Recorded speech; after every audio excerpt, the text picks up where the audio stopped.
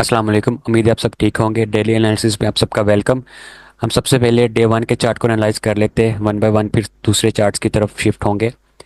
Daily में हम देखें तो यहाँ पे एक हमारा ब्रेकअप स्ट्रक्चर हुआ था, उसके बाद मार्केट ने अपना ट्रेंड चेंज किया और मोमेंटम शिफ्ट कर दिया था।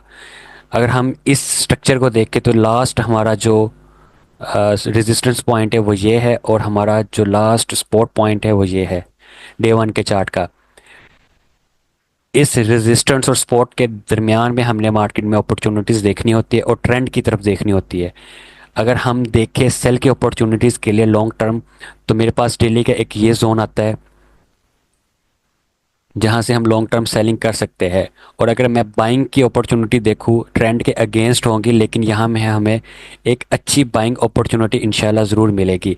तो उम्मीद है कि जब मार्केट डेली के इन जोन्स पे जाएगी, हमें एक अच्छी सेलिंग और यहाँ पे हमें एक अच्छी बाइंग अपॉर्चुनिटी मिलेंगी। रीज़न क्या है? अगर आप इस जगह पे देखें तो अच्छी खासी लिक्विडिटी आपके पास मौजूद है। मार्केट इस सब लिक्विडिटी को ग्रैब करेगी। ग्रैब करने के बाद इस जगह पे आपको ज़रूर अपॉर्चुनिटी देंगी। मेरी वीडियोस में, मेरे एनालिसिस में आप जब भी कोई भी जोन मार्क करते हुए देखेंगे, उसमें लिक्विडिटी एक सबसे अहम और इम्पोर्टेंट पॉइंट होगा। यहाँ पे अगर हम देखें डाउन साइड पे, तो यहाँ पे भी एक मुझे लिक्विडिटी पॉइंट्स नज़र आ रहा है। तो फिलहाल डेली के लिए जो इम्पोर्टेंट जोन्स है, अगर आपको लॉन्ग टर्म, अगर आपने बड़ी सेलिंग करनी है तो यहाँ से आप सेल करेंगे, यहाँ से आप बाय करेंगे। ठीक है, अब हम देखते हैं H4 के चार्ट को। चले जी, H4 के चार्ट को देख लेते हैं। H4 में यहाँ से हमारा लास्ट ब्रेक ऑफ स्ट्रक्चर हुआ। स्ट्रक्चर का लास्ट रेजिस्टेंस पॉइंट ये है, सपोर्ट पॉइंट ये है। दोनों साइड से मार्केट ने लिक्विडिटी ग्रैब की हुई है अच्छी खासी, बाय साइड और सेल साइड दोनों साइड से। हमारा मेन मेथड जो है वो लिक्विडिटी के बाद जो भी ऑर्डर ब्लॉक होगा वो इम्पोर्टेंट होगा। ये हम ऑर्डर ब्लॉक, ये फेयर वैल्यू गैप, मुझे एक ये नज़र आ रहा है। एक मुझे यहाँ पे ये फेयर वैल्यू गैप और एक अच्छी इंडिसिजनल कैंडल नज़र आ रही है।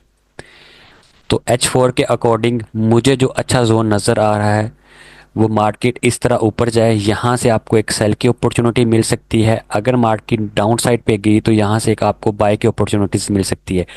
यहाँ तक तो थे लॉन्ग टर्म के एनालिसिस।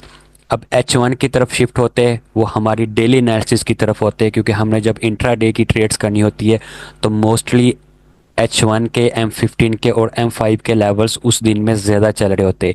ये लॉन्ग टर्म के लिए होते हैं। जब मार्केट इन जगहों पे आएगी तो आपको अच्छी मूव मिलेगी।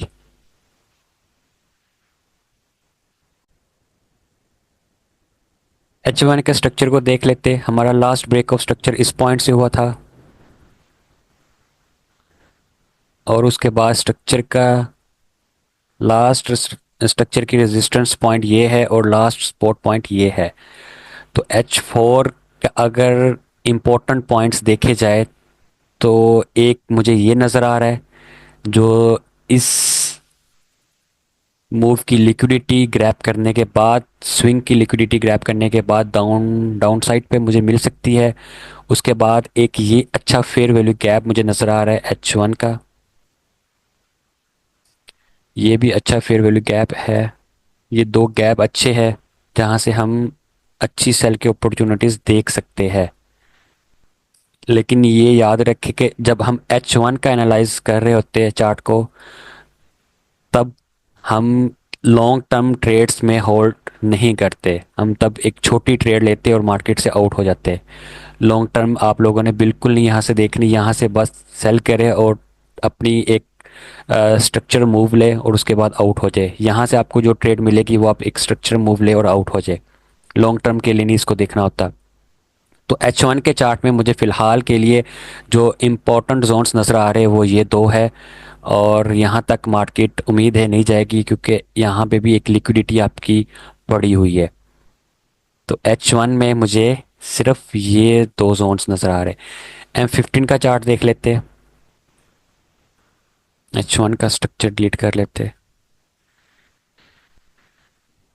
M15 में जो आपका स्ट्रक्चर का लास्ट पॉइंट है वो ये है, लास्ट रेजिस्टेंस ये है, और सपोर्ट आपकी ये है।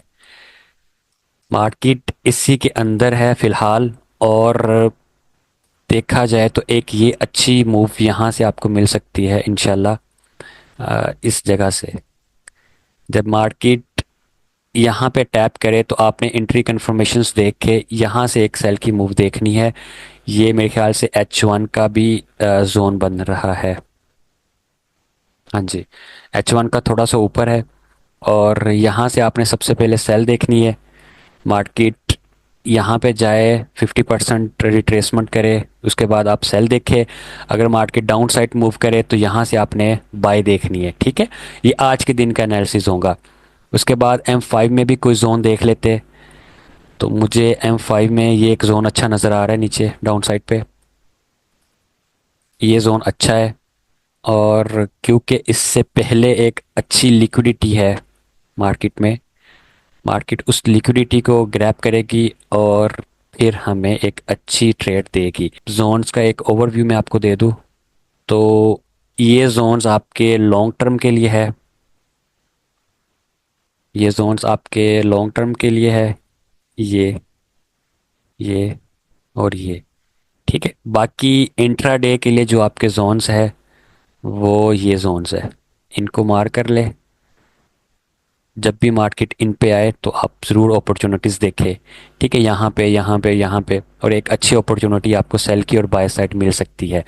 अगर हम ओवरऑल ट्रेंड को देख ले तो हमारा डेली जो है, डे 1 हमारा बेरिश है, H4 हमारा बुलिश है, H1 हमारा बेरिश है,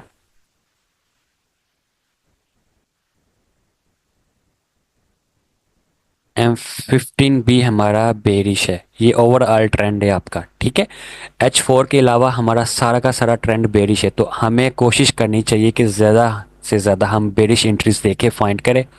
मार्केट यहाँ से हमें सेल दे तो अच्छी अपॉर्चुनिटी है, यहाँ से सेल दे अच्छी अपॉर्चुनिटी है, यहाँ से सेल दे अच्छी अपॉर्चुनिटी है। यहाँ से बाय ज़रूर करें लेकिन उसमें जल्दी निकले, जल्दी ब्रेक इवन करे। यहाँ से भी बाय ज़रूर करें लेकिन अपनी रेंज लेने के बाद वहाँ से निकल जाए।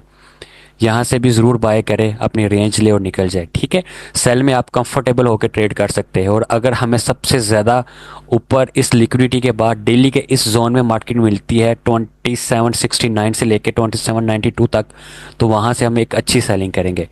आज के लिए इतना ही।